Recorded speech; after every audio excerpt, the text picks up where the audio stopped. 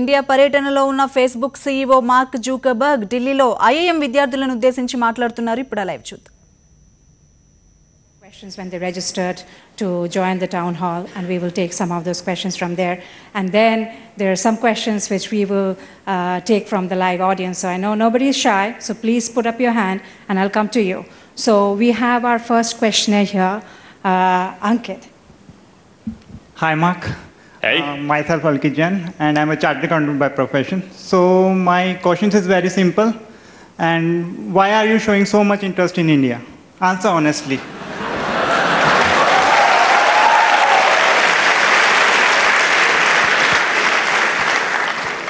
So our mission is to give everyone in the world the power to share what's important to them and to connect every person in the world.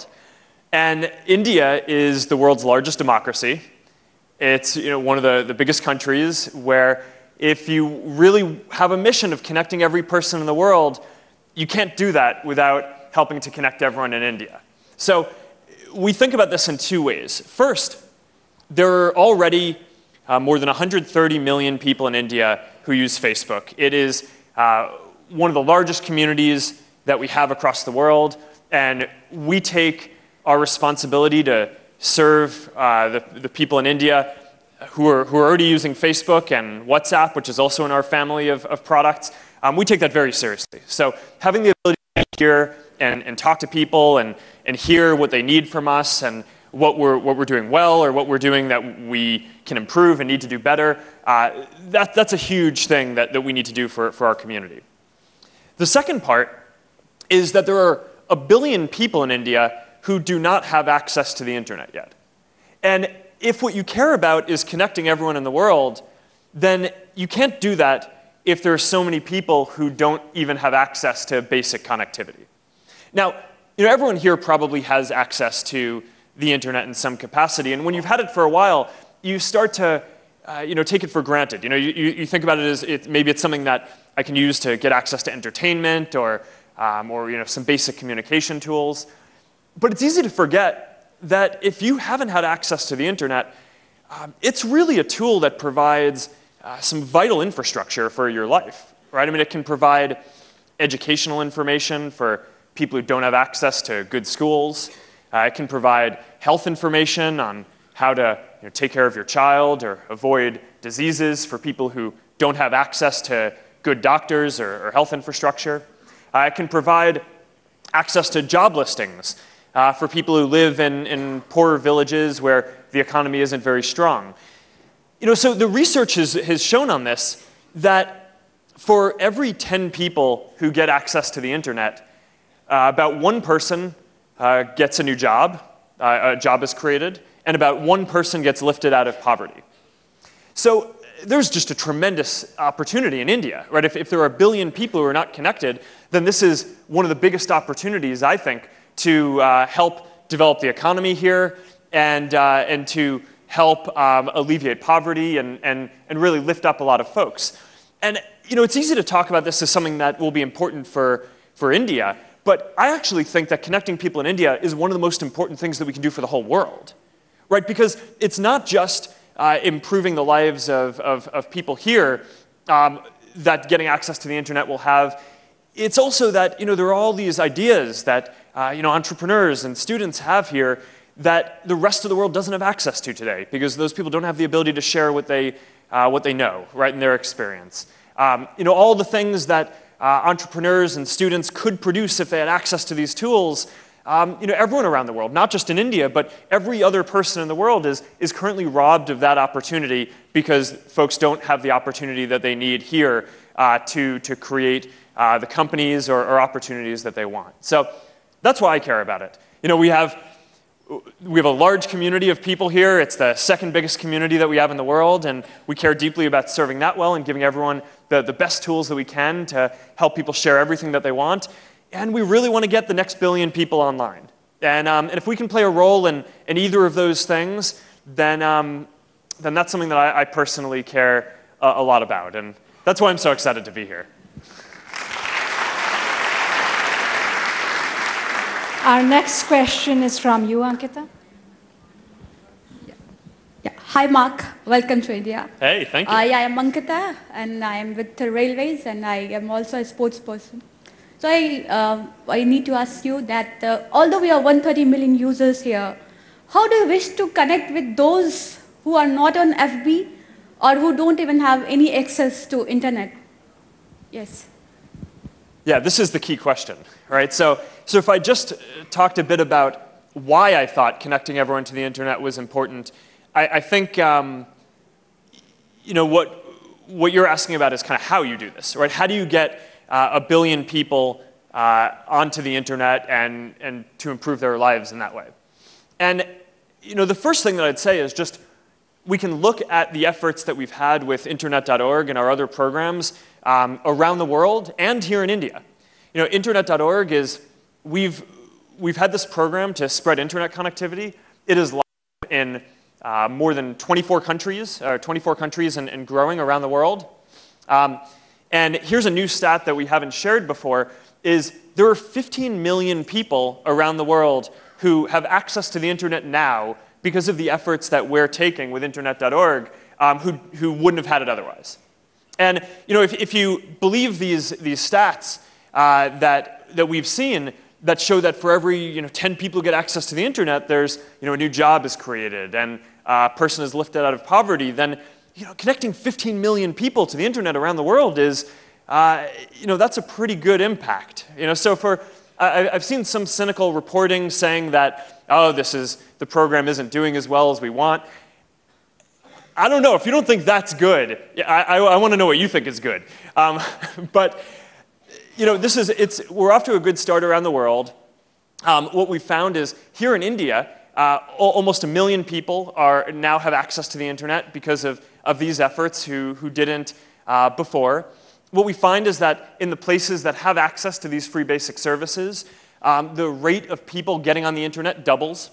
Right? So we've started it in some areas, and it hasn't expanded throughout the whole country yet. So in the areas that have it, internet growth rate is twice as much as it was before. So that's the main message that I deliver. Is this is a program that is working around the world. We just started in India a bit earlier this year, so it's still a bit earlier in its growth. But we know that this works, and we know that it will connect more people. In terms of how exactly it works, you kind of need to break down. There are about 4 billion people in the world who don't have access to the internet. And they kind of break down into there are 3 reasons why people might not have access. One is we call availability, right? You might have a phone, but there's no network that's available for you to access. The second is affordability, right? Which is you have a phone and you might be able to access a network, but it's very expensive, or you might not be able to afford it.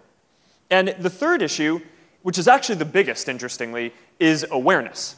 And what that means is, you have a phone and you have access to and you can get access to the internet and you can afford it, but you may not know why you would want to use the internet.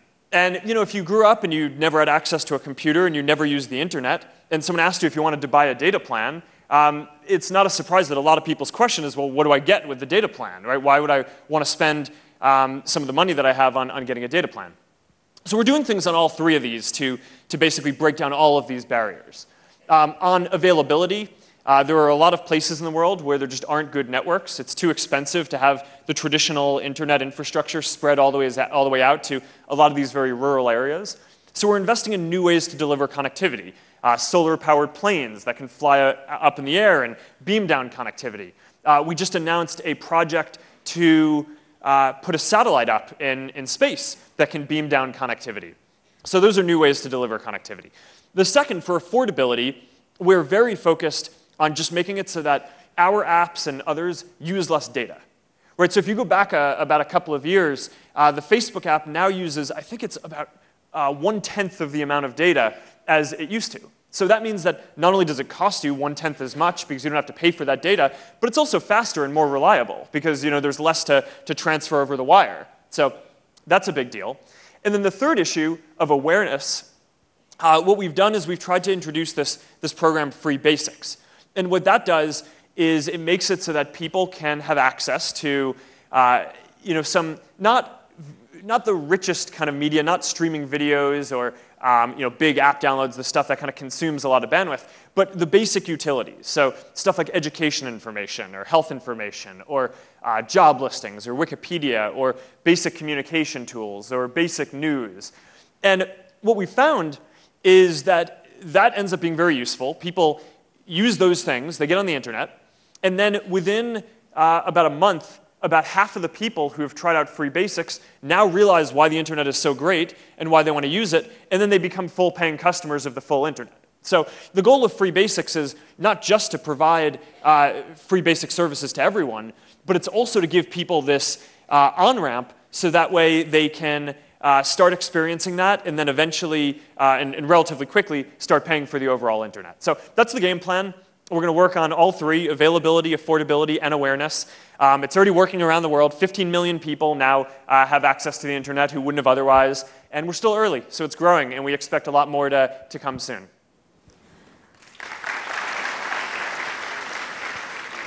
So this is a question which lots and lots of people want answers to. It's one of the top voted questions on the thread. And I think it's a serious one, deserving a serious answer. All right. And this is, I seriously don't want to get any more invitations on Candy Crush. How can I stop getting it?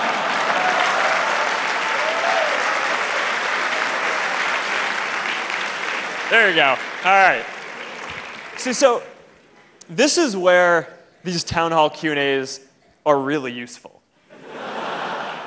Because I actually saw this question, that it was the top voted question on my thread. So I sent a message to the person who runs the team in charge of our developer platform. And I said, by the time that I do this town hall Q&A, I think it would be good if we had a solution to this problem. So we do. So she emailed me later that night and was like, all right, look, there are some tools that are kind of outdated that allow people to send invitations to people who have never used a game and have gotten a lot of invitations in the past. But don't play games on Facebook. And we hadn't prioritized shutting that down because we just had other priorities. But if this is the top thing that people care about, then we'll prioritize that and we'll do it. So we're doing it.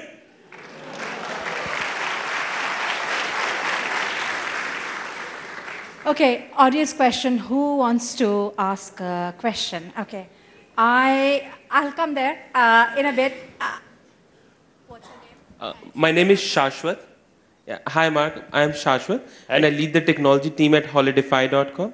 So my question was related to the technology that you guys are working on, the Oculus Rift. So I wanted to know that how guys you have decided to are you guys planning to incorporate that somehow to the social media? And the second part of my question is, how can, as a developer, we'll be able to get more of that information, and how can we use that technology into our stuffs and we can work on that? Absolutely. So for your second question first, we have dev kits for Oculus. You can already get them. It's a few $100s, and we're shipping them all around the world. We've shipped more than, I think it's more than 100,000 or almost 200,000 dev kits. So you can get your hands on one. You can start building for Oculus. It's an awesome experience, and I encourage you to do that if you're interested. In terms of how this fits into the overall vision, one of the big trends that we've seen on Facebook and on the internet overall is that as time goes on, people get these richer and richer mediums for sharing what's important to them. So if you go back 10 or 15 years, most of what we shared on the internet was text, right? And over the last 5 or 10 years, now a lot of it is photos. Then it's visual, and so photos, other kind of graphical content.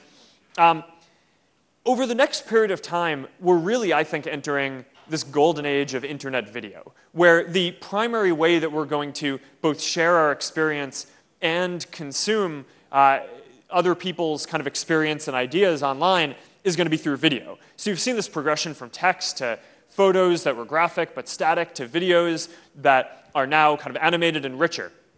But I don't think videos are the end of the line, right? Because as rich as a video is in terms of, it's still just small screen. It's still 2D, and I think that people want an even richer medium, right? You want to be able to feel like you're there, and that's what virtual reality and augmented reality can do. They can make it so that you actually feel like you're right there in the scene. So, my wife and I are expecting a daughter sometime soon. And one of the things that I look really forward to doing is, traditionally people, write to their, thank you, by the way. I'm very excited about that as well. People will, write to their parents, oh, our baby had her first steps, or, you take a photo, or more recently, you take a video.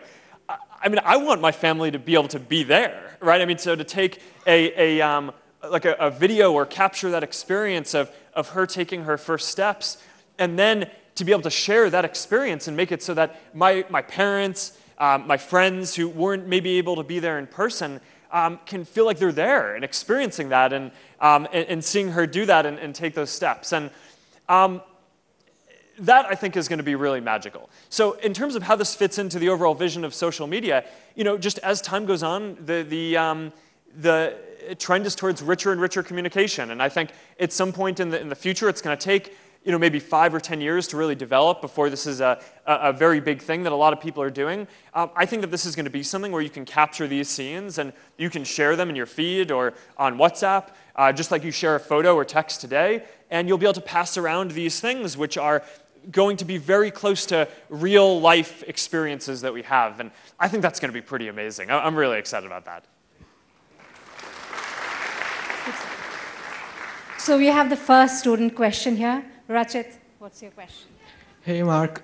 Thank you for coming to IIT-Delhi. It's a great honor for us. And my name is Rachit. I'm a student here. So Facebook can be investing a lot in AI with the opening of Facebook AI Research Lab in Paris and other university collaborations. So what are some of the future products we can expect from Facebook in this regard? Yeah, so AI is a really exciting area of development. I think about it,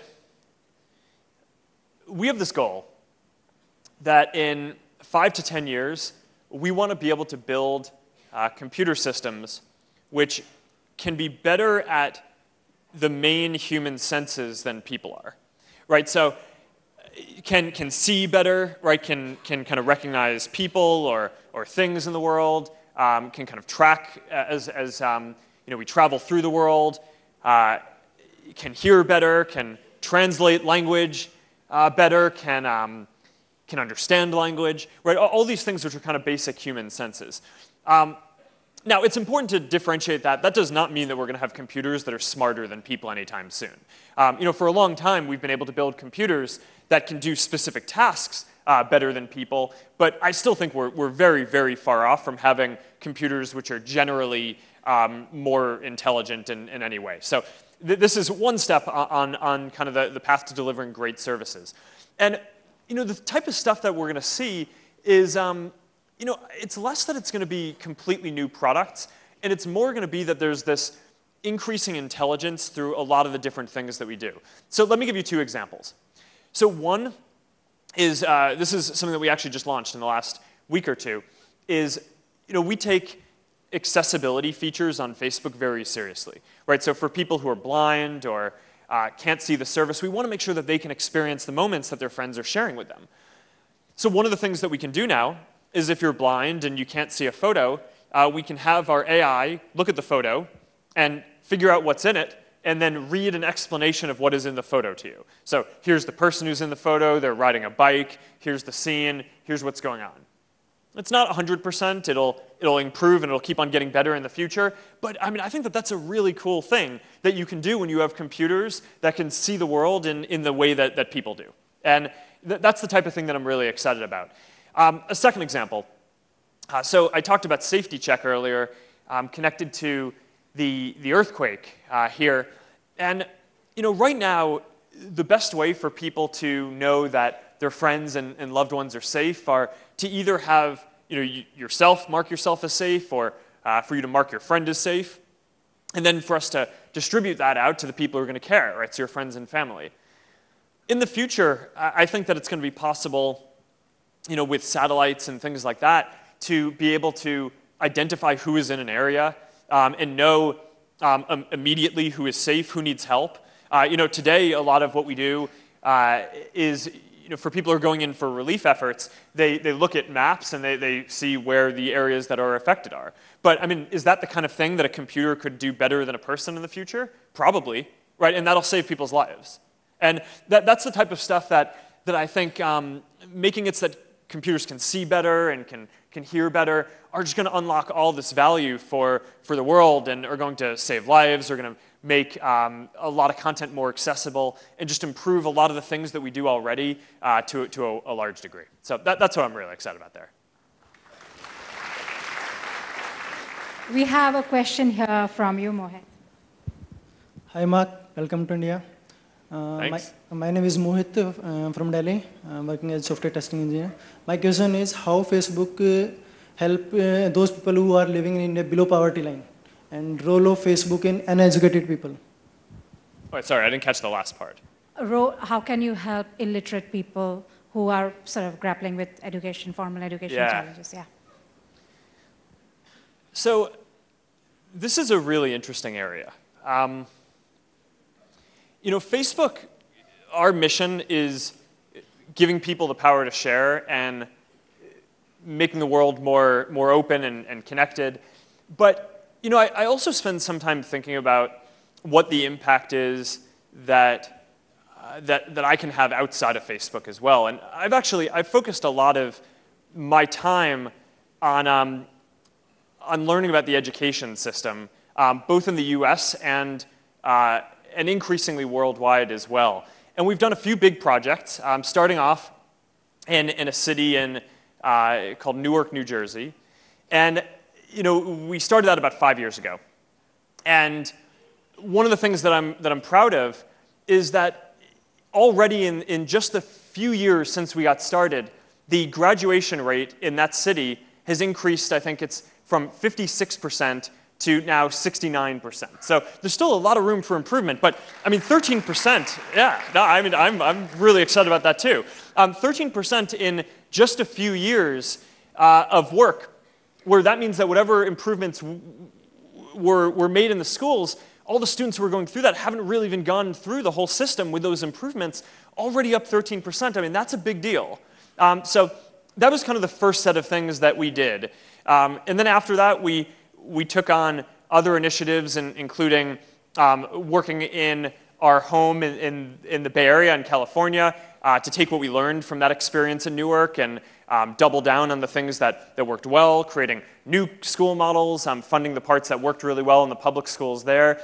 And that one is newer, so that's only a year, 2 years old, but we're already really excited about the results that we're starting to see there as well.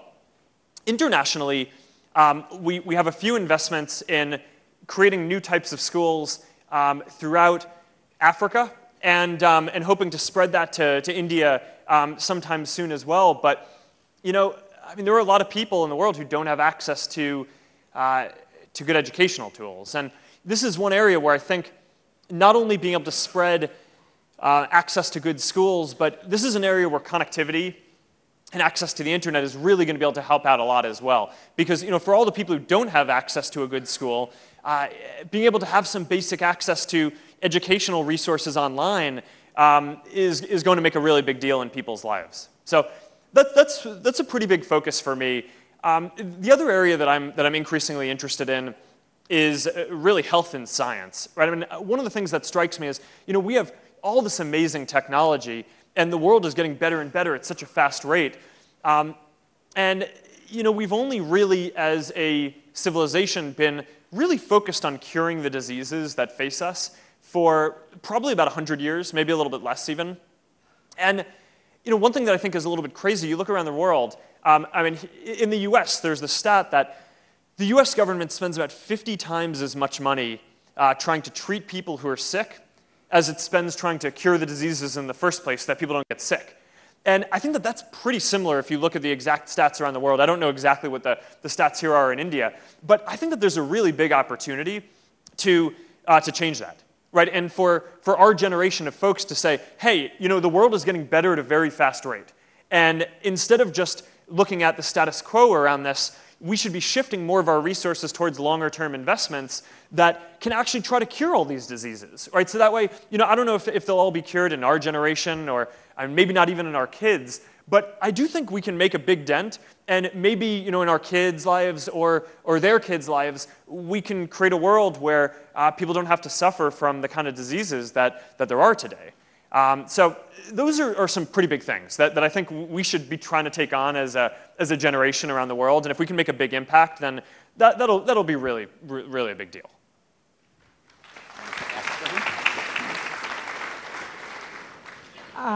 We have a question here, and where'd you go? Yeah. All right. Yeah.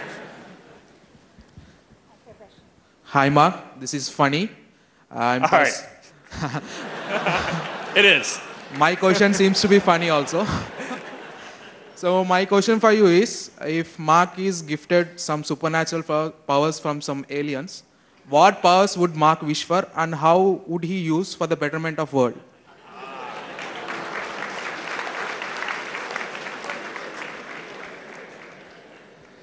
It's a good question. All right, so